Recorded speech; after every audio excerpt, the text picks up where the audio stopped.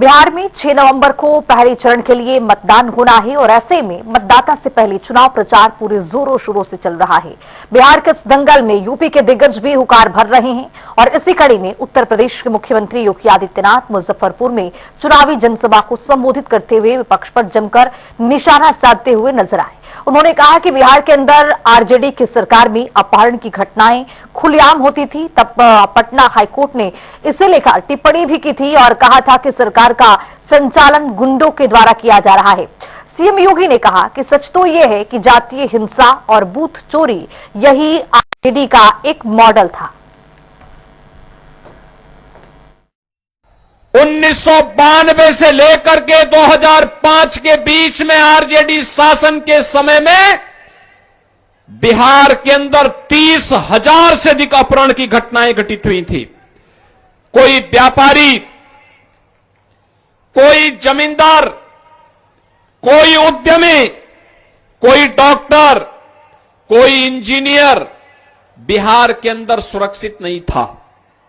और गोलू अपहरण कांड, कैसे बच्चे भी सुरक्षित नहीं थे, यह भी आज हम सबको वे घटनाएं स्मरण हो आती हैं, क्योंकि मुजफ्फरनगर गोरखपुर से दूर नहीं है, उत्तर प्रदेश से दूर नहीं है।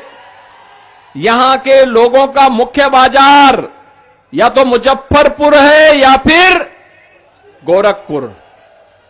और हम लोग जब उन घटनाओं को देखते थे तो खून खौलता था कि एनडीए की सरकार आती तो इनको ठिकाना लगाते, इन माफिया और इन गुंडों को। और बहनों और भाइयों, उस समय क्या स्थिति थी?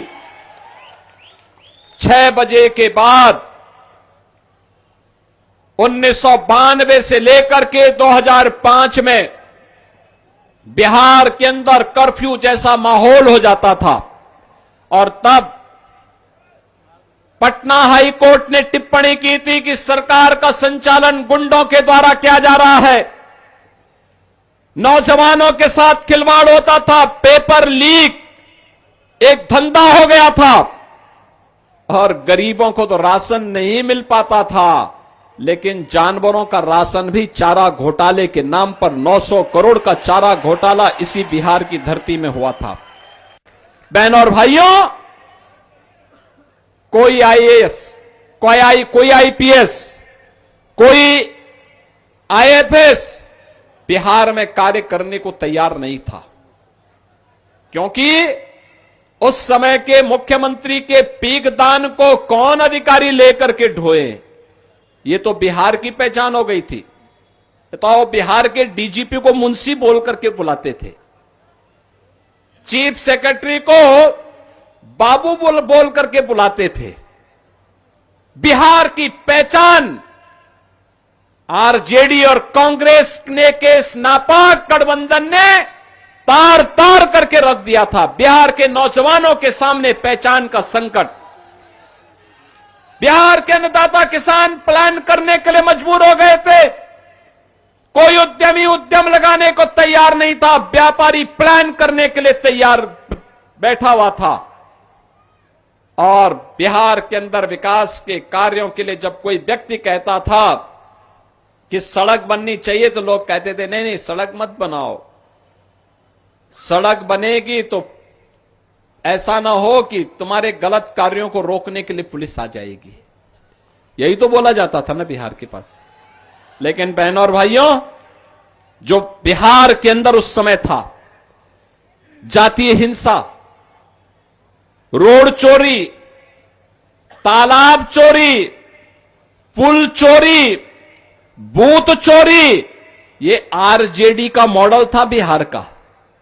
आरजेडी यही करती थी। ये लोग बिहार के अंदर किस प्रकार का माहौल पैदा किए थे?